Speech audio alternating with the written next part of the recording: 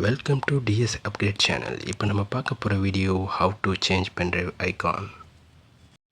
இப்போ நான் சிஸ்டமில் பென்ட்ரைவ் கனெக்ட் பண்ணியிருக்கேன். இந்த பென்ட்ரைவுக்கு தான் நம்ம ஐக்கான் சேஞ்ச் பண்ண போகிறோம். இப்போ இமேஜ் வந்து நான் டெஸ்டிங்கிற ஃபோல்டரில் வச்சுருக்கேன். இது வந்து ஃபார்மேட் சேஞ்ச் பண்ணி தான் யூஸ் பண்ண முடியும். இமேஜ் டு ஐசிஓ ஃபார்மேட்டில் இருக்கான்னு செக் பண்ணிங்க. கூகுள் குரோம்லேயே நம்ம சேஞ்ச் பண்ணிக்கலாம். ஐக்கான் ஃபார்மேட் நம்ம செக் பண்ணதுக்கப்புறம் ஒரு நியூ நோட் பேட் ஓப்பன் பண்ணோம்.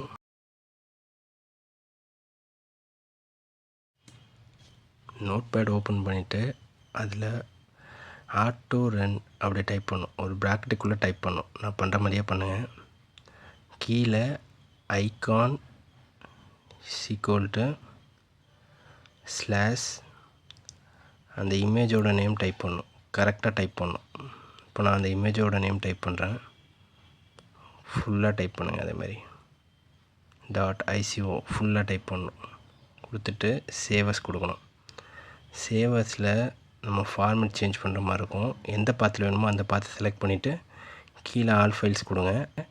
ஃபைல் நேம் வந்து autorun.inf இதேமாதிரி கொடுத்து சேவ் பண்ணணும். அப்போ தான் ஒர்க் ஆகும். பார்த்துக்குங்க. autorun.inf கொடுத்துட்டு சேவ் கொடுங்க.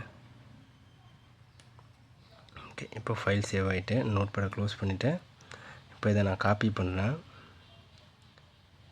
இந்த ஃபைலை காப்பி பண்ணி பென்ட்ரைவில் பேஸ்ட் பண்ணுறேன். ஓகே, பென்ட்ரைவில் பேஸ்ட் பண்ணியாச்சு.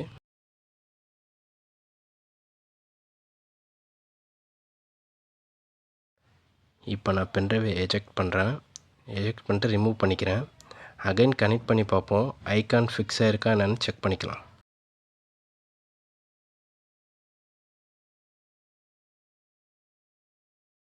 பென்ட்ரைவ் இப்போ கனெக்ட் பண்ணுறேன்.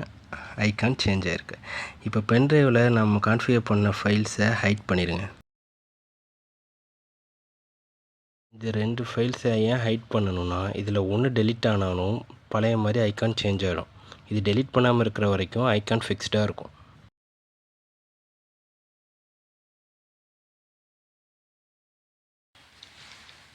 இது மாதிரி நிறைய வீடியோஸ் பார்க்குறதுக்கு லைக் பண்ணுங்கள், ஷேர் பண்ணுங்கள். நம்ம சேனலில் புதுசாக பார்க்குறவங்க சப்ஸ்கிரைப் பண்ணுங்கள்.